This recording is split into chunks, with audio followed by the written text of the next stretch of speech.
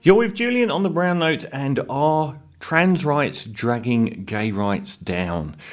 One of my infrequent pieces on how to make absolutely no friends with anybody. So I did a piece a few years ago on activism and how modern activism was terrible. Basically, there's good activism, which is understanding that all activism is the court of public opinion. It's understanding that a group of people don't agree with you today, and you would like to appeal to their better nature to agree with you tomorrow. Now, that is, I think, what happened with gay rights. I think gay rights has probably been the most successful activism for the last sort of 30 years or so. I think they managed to achieve all of the goals that they wanted. There'll always be outliers. There'll always be people that aren't happy. But in general, the general public came on board with the notion of things like gay marriage. Then there's modern activists, which is what I focused on in the piece a few years back, bad activism, which is saying there's a group of people that don't agree with you today, let's attack them.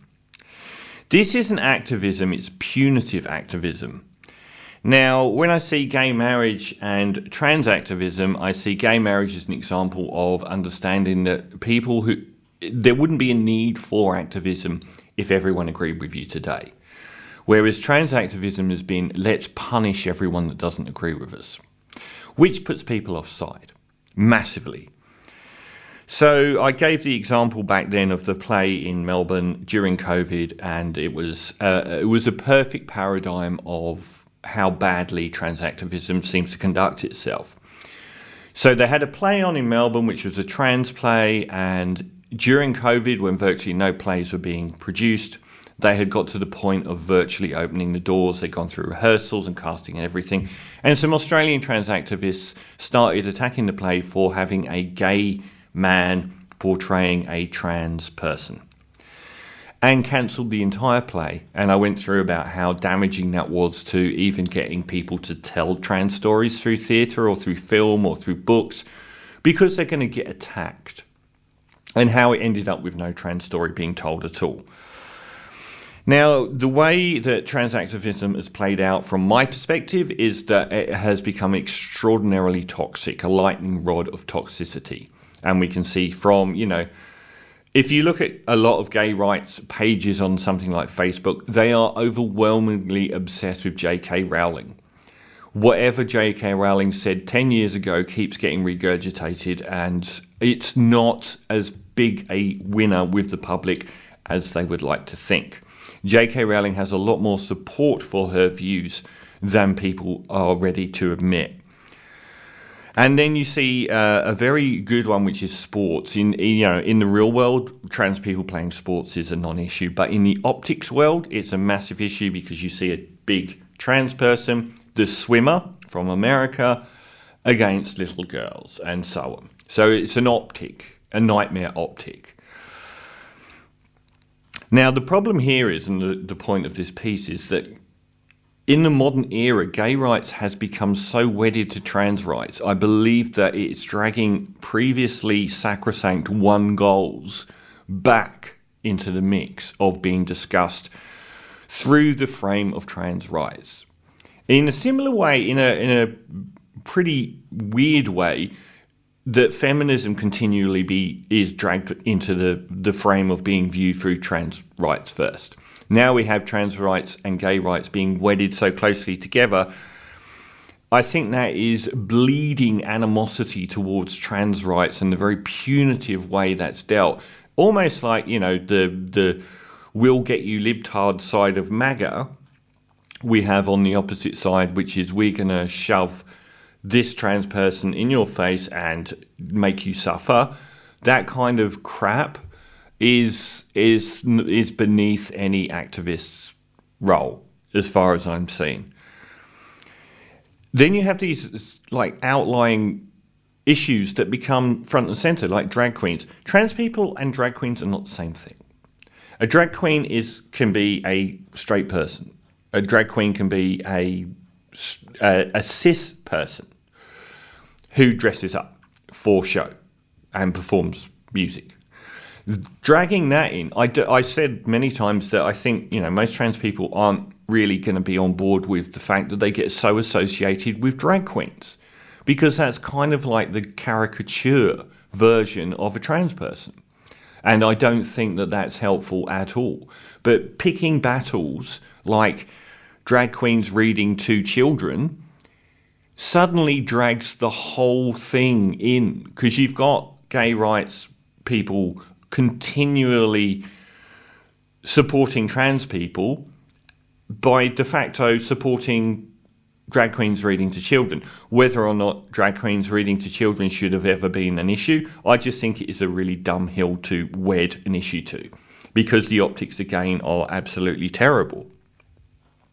Because it feeds into the stereotype of grooming. And the stereotype of grooming is a lot more accessible to the average person when you say a drag queen is reading children's books.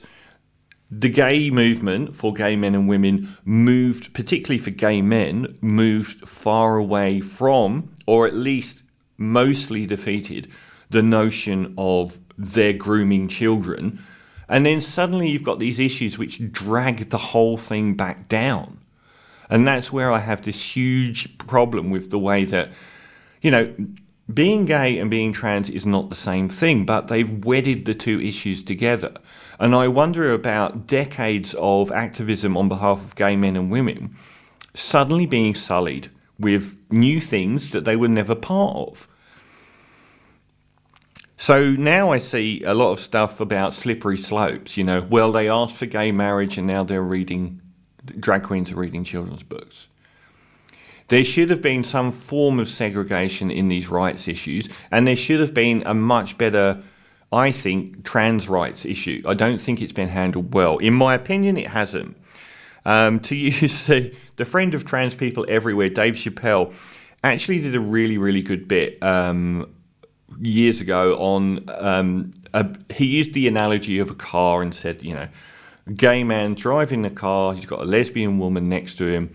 They pull up by the side of the road and there's a trans person. And the trans person says, "Oh, you don't look very happy about me getting in the car." And the two gay people say, No, we love you. It's just going to take us twice as long to get where we're going." Which I thought was actually quite clever. I think there needs to be wiser heads. I mean, everything to do with this is about trans women. Never, ever do you hear about trans men.